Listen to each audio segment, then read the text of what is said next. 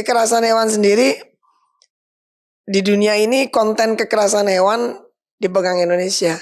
Konten paling banyak dari Indonesia.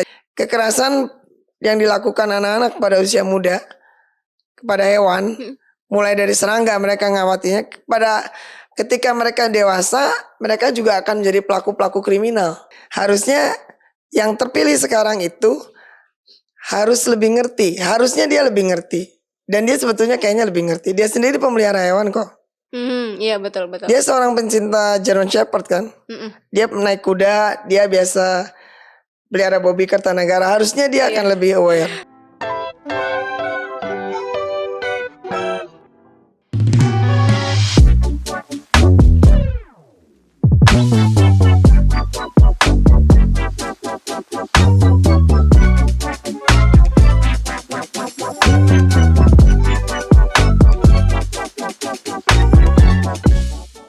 Halo Sobat Forum, kembali lagi di Forum Polwan, Pola Pikir Wanita, bersama saya Puspita Chandra Dewi. Nah Sobat Forum, sampai hari ini kita masih bisa melihat foto-foto atau video-video atau konten-konten yang ada di sosial media itu terkait dengan kekerasan pada hewan, entah itu anjing atau kucing atau monyet juga. Dan terakhir beberapa waktu yang lalu kita juga sempat digegerkan nih sama pemberitaan soal anjing-anjing nih yang ditangkap dan mau dijual nih untuk dijadikan makanan di daerah Solo waktu itu. Nah, hari ini saya mengundang narasumber dari sebuah shelter. Nah, kita mau tanya-tanya terkait hal ini kepada pendiri dari Pejaten Shelter, yaitu Dr. Susana Somali, SPPK. Kita langsung sapa aja. Ini dia Ibu Susana. Halo. Apa kabar Bu Susana? Baik. Oke. Apa kesibukan apa nih Bu sekarang hari ini, akhir-akhir ini? Nyari makan buat hewan-hewannya. Oke, nyari makan untuk hewan-hewan di Pejaten Shelter ya Bu ya. Dan beberapa yang di luar. Kan nggak semua ada di dalam. Kadang-kadang saya masih bantu rumah per rumah. Oh gitu, oke. Tapi kalau Ibu Susana sendiri sejak kapan nih melakukan penyelamatan nih untuk hewan-hewan yang terlantar atau di Kalau penyelamatan sih sepertinya itu alami ya. Alami dari saya mulai menyadari dan kehidupan keluarga udah biasa kalau menemukan hewan susah kita rescue. Kebetulan asal saya dari Bandung, waktu itu Bandung gak sepadat sekarang, masih ada lahan dan sebagainya. Iya. Tapi gak seperti sekarang, paling 1 tahun juga ketemu 1, 2 gak sampai banyak gitu. Nah, tapi kalau sekarang kan dengan Pejaten ini yang laporan banyak tapi muaranya mungkin terbatas. Saya sendiri tidak ada suatu cita-cita, misi visi gak ada untuk buka Pejaten Shelter seperti yang sekarang penampungan yang sekarang rapi gitu, tidak. Jadi waktu itu rencana saya hanya mengirit biaya rawat inap. Terus saya punya banyak waktu untuk mencarikan mereka rumah yang tetap.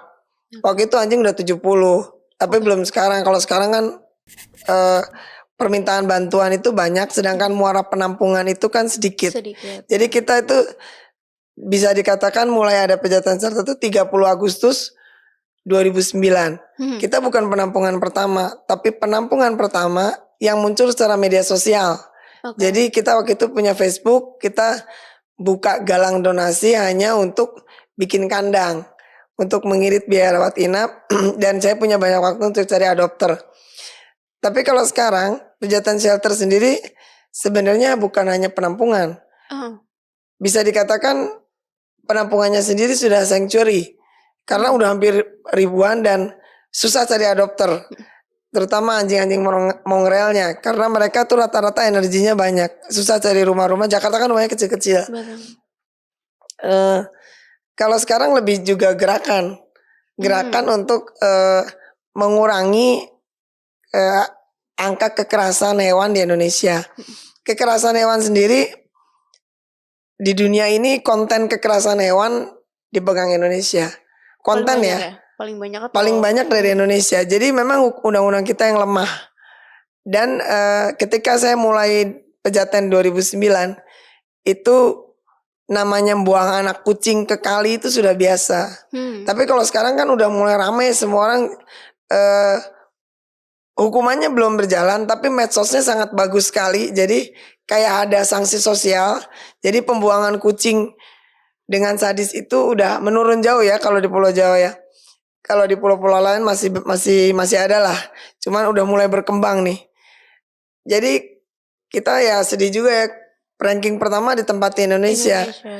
Jadi kebudayaan kekerasan itu memang ada, memang masih ada di bangsa ini. Dan memang beberapa penelitian yang memang harus diambil dari luar negeri, yang dilakukan di Amerika oleh FBI, kekerasan yang dilakukan anak-anak pada usia muda kepada hewan, mulai dari serangga mereka ngawatinya, ketika mereka dewasa, mereka juga akan menjadi pelaku-pelaku kriminal. Jadi memang dari anak-anak, mungkin dari ibu-ibunya ya, yang harus diajarkan untuk jangan, sebenci-bencinya sama kecoa jangan siksa lah gitu. Sebenci-bencinya sama cecak jangan siksa lah. Kalau usir aja gitu. Itu kayaknya harus mulai ditanamkan di sini, terkhususnya di sini gitu ya Bu ya. Oke, lalu pada awal banget nih yang membuat Bu Susana memutuskan untuk ya menyelamatkan hewan-hewan terlantar, menyelamatkan hewan-hewan yang disakiti. Ini apa nih pada awalnya dulu? Kayaknya lahir seperti itu deh. Gak ada sesuatu yang istimewa. Oke. Lalu kan tadi Bu Susana bilang kalau di sana tuh udah banyak gitu ya anjing-anjing hewan-hewannya di sana. Apakah ada keluhan nih dari tetangga-tetangga di lingkungannya Bu Susana terkait ya di tempatnya Bu Susana ini banyak anjingnya, banyak kucingnya, banyak ada monyetnya juga. Lagi. Kalau monyet lepas rame. Ya, namanya penampungan bisa dikatakan satu-satunya yang berada di DKI ya Pejaten, yang lainnya udah di pinggiran. Yang namanya masalah dengan penduduk sekitar pasti ada. Tapi kan selama bahasanya masih bahasa Indonesia, semua masih bisa dibicarakan lah. Itu mah selalu akan seperti itu. Kalau di tengah kota mah di mana-mana itu. Terus ngatasinnya gimana tuh Bu? Kalau misalnya ada yang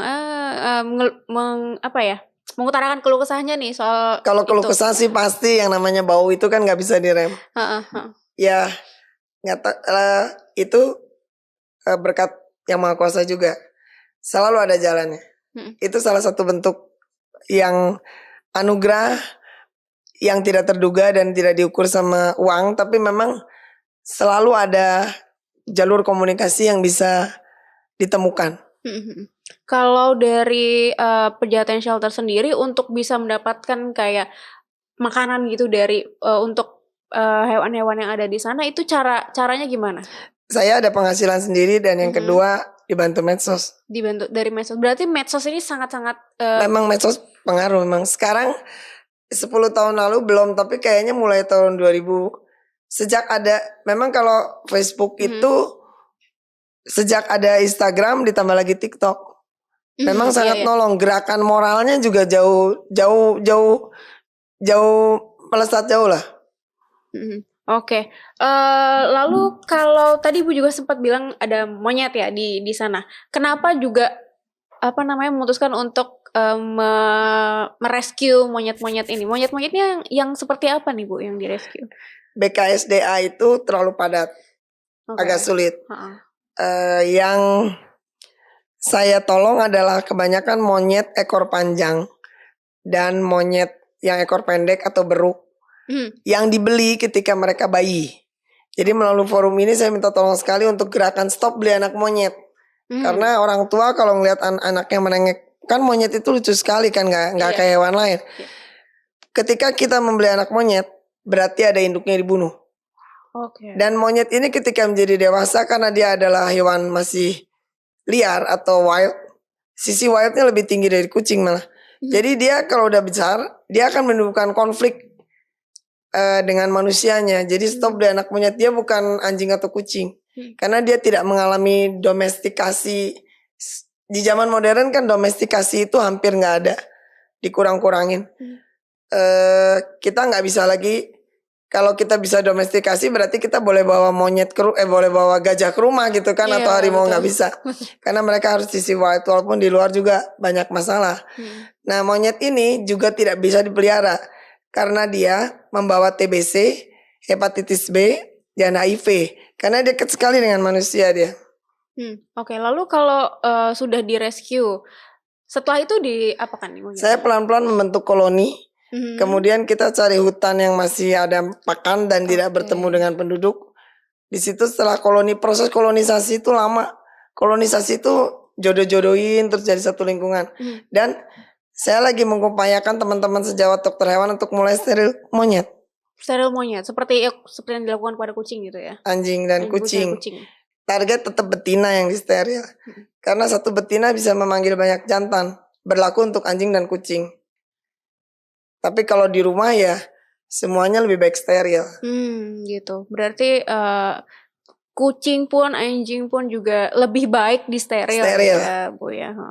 Oke, kita sekarang masuk ke yang tadi saya sempat mention di awal. Beberapa bulan ke belakang ini kita digegerkan nih ramai soal udah kebukanya nih pemberitaan nih soal anjing-anjing yang ditangkap dan akhirnya untuk dijual, untuk dimakan gitu. Menurut pandangan dari Bu Susana sendiri ini bagaimana nih? Ini cuma satu titik di puncak gunung es. Sebetulnya puluhan ribu anjing dan kucing itu dibantai di seluruh Indonesia. Karena pada dasarnya bangsa Indonesia itu asalnya adalah pemakan segala yang bernyawa. Cuman penduduk Indonesia ini sekarang udah banyak banget.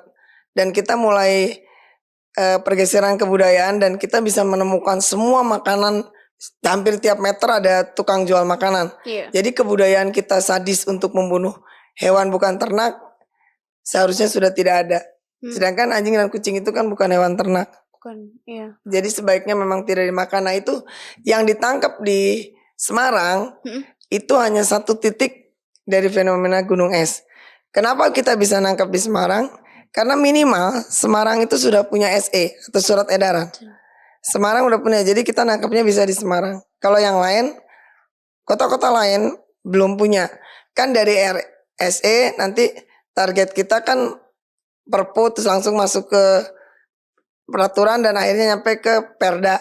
Dari Perda memang harapannya undang-undang. Itu kan perjalanan panjang. Pejaten aja hampir 15 tahun. Pergeserannya pelan sekali kalau dari segi undang-undang. SE aja baru 2 tahun 3 tahun terakhir mulai populer. Untuk menuju undang-undang pasti butuh waktu lagi. Tapi kembali ini saya sih merasa tertolong dengan medsos ini. Perubahannya memang banyak sekali. Berarti dari berjuang untuk bisa supaya undang-undangnya terkait hal ini tuh ada, itu masih sangat panjang sekali berarti ya Bu. Dulu saya pikir panjang. Tapi kalau medsosnya itu lebih gencar lagi, sepertinya bisa diperpendek waktu panjang itu. Tergantung kegiatan teman-teman dan saya juga sih. Kita dia nggak boleh berhenti. Dibandingkan 15 tahun yang lalu, katakan ketika seorang menembak kucing atau menembak anjing umum, sekalipun sekarang kita bisa viralkan meskipun orang itu orang-orang berseragam. Kalau nembak kucing, kekerasan pada kucing dan anjing langsung kita bisa viralin. Itu nolong banget. Kembali ke yang tadi soal penangkapan anjing-anjing itu, apakah walaupun udah ditangkap nih ya, apakah penjual-penjual makanan yang non ternak seperti ini, yang makan anjing, makan kucing, ini tuh masih banyak gitu Bu? Dan peredarannya gimana nih Bu sebenarnya? Kalau udah ketangkap itu kan peredarannya sembunyi-sembunyi. Kalau masih ada. Kalau DKI dengan tidak adanya undang-undang, DKI itu justru gerakan moralnya lebih kuat. Jadi mereka nggak berani pajang-pajang anjing mau dimakan itu terbuka. Kalau sembunyi-sembunyi masih ada dan cepat sekali itu penjualannya dan ditumpuk dengan daging babi. Disamarkan dengan babi. Oh gitu. Sekarang caranya begitu ya, untuk supaya nggak terlalu kelihatan kalau ini tuh daging anjing, daging kucing gitu. Gerakan moralnya lebih kuat. Kalau kucing lebih banyak, dia lebih sembunyi lagi. Dia campur di bakso, jadi dia nggak kelihatan kan. Sebetulnya dia cuma nambah aja. Dia beli daging sapi kan lama, ada biaya yang keluar karena sapi itu kan masuk dinas terkait diperiksa kesehatannya. Sebuah pemeriksaan itu akan menimbulkan biaya kan. Kan sapi ini nggak masuk, sapi ini masuk juga akhirnya agak biaya. Jadi memang anjing dan kucing menjadi sasaran karena sumber protein termurah di pikiran orang-orang pemakannya. Tapi kalau untuk Jakarta saya kira kebalikan, setiap 1 meter ada chicken, harusnya sih udah nggak ada. Udah nggak ada kebudayaan makan anjing dan kucing lagi. Tapi kalau untuk memakan daging anjing gitu, apakah ada efek sampingnya gitu yang bisa menimbulkan penyakit atau gimana? Tetap kita harus takut. Anjing dan kucing itu pada dasarnya masuk HPR. HPR itu adalah hewan penular rabies. Jadi sebaiknya memang tidak dimakan karena mereka punya kemampuan mindahin rabies. Dan zoonosis lain seperti cacing jantung, cacing pita. Jadi memang itu bukan hewan ternak. Tapi masih banyak juga yang mau makan seperti ini. Alasannya sebenarnya gimana sih? Kalau kucing alasannya karena kucing itu banyak. Kucing itu banyak dan dia mau mengirit biaya pembuatan bakso. Tapi kalau anjing lebih banyak suatu sensasi dan banyak sekali kepercayaan yang tidak tepat. Seperti daging anjing bagus untuk menaikkan trombosit. Virus dengue atau virus DBD itu adalah virus. Virus itu mempunyai sifat self-limiting. Dia pasti hilang suatu hari. Pasti akan sembuh orang itu asal dia melewati, dengan datangnya COVID kan terkena, asal dia bisa melewati krisis sitokin. Jadi sebetulnya kalau orang itu minum banyak, dia lebih slow ngadepin virus, dia akan pergi dengan sendirinya virus. Jadi tidak perlu daging anjing untuk menaikkan trombosit. Padahal nggak perlu, masih ada hal-hal yang hal-hal yang lain ya. Hal-hal yang lain yang bisa buat untuk menaikkan trombosit pada kasus-kasus demam berdarah. Di luar kepercayaan makan daging anjing. Daging anjing sendiri tidak akan menaikkan trombosit. Dia trombositnya akan naik dengan waktu karena itu virus kan. Oke. Lalu kalau dari Bu Susana sendiri dan Pejaten Shelter ini sendiri, upaya apa nih yang dilakukan untuk mencegah perdagangan daging anjing, daging kucing seperti itu? Kita harus terus pantang mundur untuk menyuarakan. Jadi nggak boleh berhenti. Udah ketangkap di Semarang, bersuara terus harus bersemangat sampai undang-undang itu berubah. Kita ada ngobrol nih. Semua senang kalau lihat nonton film Hachiko. Iya. Film Hachiko itu bagus karena negaranya yang bagus, undang-undangnya yang bagus. Gimana tuh? Karena kalau Hachiko itu di Indonesia sebentar dimakan, baru lepas gitu keluyuran udah dimakan gitu. Jadi kalau undang-undang Hachiko itu ketika negaranya sudah punya undang-undang yang bagus, ketika undang-undang bagus itu artinya negaranya yang mengedukasi. Jadi bukan Pejaten Shelter atau shelter lain yang mengedukasi, tapi negara. Negara yang paling bagus saat ini di dunia untuk kesejahteraan hewan adalah mantan penjajah kita, yaitu Belanda. Belanda itu bagus sekali. Ya penduduknya lebih kecil, mereka juga mungkin lebih stabil dari segi keuangan. Tapi Belanda itu bagus sekali. Kita marahin bebek di danau itu polisi datang. Oh gitu. Oke, berarti kita bisa mencontoh dari negara itu ya. Ya undang-undangnya bisa. Negara Belanda itu sekarang menyatakan bahwa tidak ada stray dog and stray cat di jalan mereka. Tidak, no stray cat, no stray dog di jalanan mereka. Nggak ada stray, semua berpemilik, semua diurus. Oke, walaupun itu yang mengurus ya pemerintah gitu ya, atau sekarang Belanda diadopsiin ke rumah-rumah. Oke. Lalu saat ini kan belum ada hukuman yang cukup berat nih mengenai penjualan daging anjing, daging kucing. Apakah gimana ya? Hukumannya yang menurut Bu Susana sendiri yang bisa dilakukan untuk para pelaku ini tuh yang seperti apa sih? Kalau undang-undang nggak ada, akhirnya ya sanksi sosial. Kita itu jadi media sosial tuh tumpuan kita bener, no viral no justice. Jadi kita cuman viralin aja terus. No viral no justice ya, benar. Oke. Tapi kan sekarang ada mungkin beberapa dari yang melakukan kekerasan kepada hewan-hewan ini, ada yang dihukum misalnya 6 bulan gitu-gitu. Menurut Ibu sendiri gimana nih? 6 bulan belum potong tahanan, tipiring, nggak masuk tahanan polisi, kita udah keluarin dana buat otopsi dan sebagainya. Sebenarnya 6 bulan itu karena anjing dan kucing ini tidak berpemilik. Kalau berpemilik kita pakai pasal berlapis kan.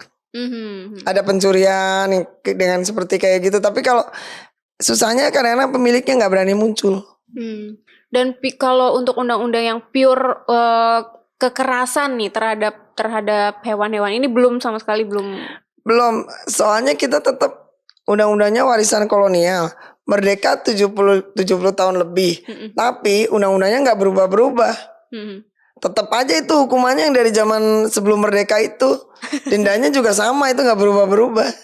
Oke. Lalu kalau dari Bu Susana sendiri ada apa ya, untuk pemerintah ada pesan gak nih untuk pemerintah gimana nih supaya di Indonesia ini ya minimal sangat mengurangi lah kekerasan kepada hewan dan juga tindakan menjual dan memakan daging anjing atau kucing gitu.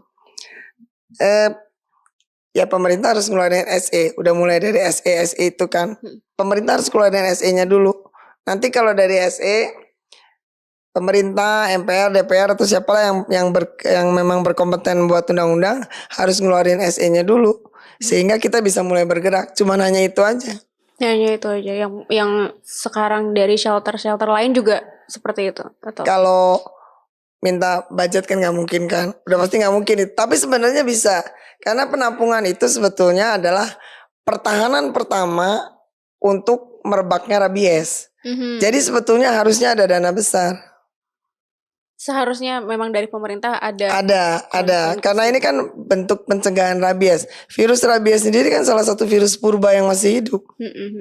Ya, berarti harapan untuk pemerintahan baru nanti ini bisa lebih diperhatikan lagi untuk apa ya, kesejahteraan lah ya untuk hewan-hewan liar di luar sana dan juga penegakan hukum bagi yang melakukan tindakan kekerasan seperti itu ya Bu. Iya, semoga yang terpilih. Dan sebetulnya saya dan teman-teman kalau melihat yang terpilih dari yang sebelum-sebelumnya itu dan dari semua yang dia kemarin calon itu, harusnya dia lebih sadar. Karena dia agak berbeda backgroundnya. Kan yang maaf ya bukannya, jadi harusnya yang terpilih sekarang itu harus lebih ngerti. Harusnya dia lebih ngerti. Dan dia sebetulnya kayaknya lebih ngerti. Dia sendiri pemelihara hewan kok. Iya betul. Dia seorang pencinta German Shepherd kan. Dia naik kuda, dia biasa pelihara Bobby Kertanegara. Harusnya dia akan lebih aware. Punya kucing juga di rumahnya, jadi harus bisa mulai. Harusnya dia akan lebih sensitif terhadap masalah ini dibandingkan yang terdahulu atau pesaing dia kemarin. Iya betul. Oke. Lalu kalau pesan untuk masyarakat sendiri terkait hal ini untuk mencegah kekerasan mungkin atau apa? Tidak suka kan berarti jangan menyakiti juga. Jadi kalau memang tidak suka hewan itu jangan menyakiti, dan untuk orang tua jangan dibiasakan anaknya menyakiti mulai dari serangga, cicak. Meskipun tikus itu merusak, tapi membunuhnya juga atau membasminya kita cari cara-cara yang lebih manusiawi lah ya, walaupun nggak jadi. Karena kekerasan itu akan melekat pada mereka. Oke. Sedikit pertanyaan nih Bu dari saya. Kalau misalnya kita memelihara anjing gitu atau kucing, apa yang perlu dipersiapkan nih di rumah kita untuk apa ya, supaya mereka sehat, supaya mereka juga gembira terus di rumah gitu. Kan kita juga harus memperlakukan hewan dengan baik gitu Bu. Gimana nih Bu tipsnya? Pertama, jangan lupa vaksin. Okay. Kalau ada dana, vaksin lengkap, dan itu selalu lebih baik. Baik itu anjing atau kucing, itu harus divaksin. Dan vaksin itu seperti bayi orang, 3 kali pertama, kemudian tiap tahun. Terus obat cacing. Terus mulai steril. Steril memang yang diutamakan yang betina. Kalau nggak ada dana mungkin jantan dulu, tapi kalau ada dana betina. Atau steril dua-duanya. Dalam keadaan hewan yang sudah steril itu maupun anjing kucing, dia lebih mudah untuk dirawat karena dia tempernya nggak marah-marah. Terutama anjing jantan atau kucing jantan jadi galak. Okay. Kalau dia nggak disteril. Terus rajin-rajin konsultasi dokter hewan. Itu kalau sederhana. Dan anjing dan kucing ini juga sama dengan manusia, dia jadi tua suatu hari jadi jompo. Itu yang pemelihara harus siap. Di atas 10 tahun, kan anjing dan kucing ini penuaannya lebih dini, lebih cepat. Jadi di atas 10 tahun itu sudah mulai jompo. Kalau punya anjing sama kucing sudah harus menabung. Kalau asuransi masih jauh kali. Harus menabung karena sama dengan manusia, sama dengan kendaraan yang sudah tua, dia kalau udah umurnya tua perawatannya bertambah. Jadi memang menabung. Dan ya sama seperti merawat apa ya? Seperti merawat bayi juga kali ya, mirip-mirip gitu ya. Oke, nah itu dia tadi pesan-pesan nih dari Bu Susana soal kita sebenarnya nggak boleh melakukan kekerasan nih kepada hewan-hewan. Dan kalau misalnya sudah memutuskan untuk mau memelihara, adopsi kucing atau anjing harus siap ya Bu ya, harus ya punya tabungan, harus juga punya ada tempatnya juga, jangan sampai anjing atau kucing yang kita pelihara malah tidak nyaman berada di rumah kita gitu ya Bu ya. Oke, sebelum kita selesai ada sesuatu nih untuk Bu Susana. Ada oleh-oleh. Ibu. Coba Pak Ibu dulu. Makasih. Sama-sama. Makasih ya. Iya, ini sebagai wujud terima kasih kita juga kalau Ibu udah melakukan penyelamatan kepada hewan-hewan yang terlantar. Semoga aja bisa terus dilakukan sampai seterusnya. Makasih ya. Sama-sama. Kita boleh selfie dulu, Bu? Oh, boleh. Pakai bunganya ini, Mbak? Boleh. Ini kali ya? Iya.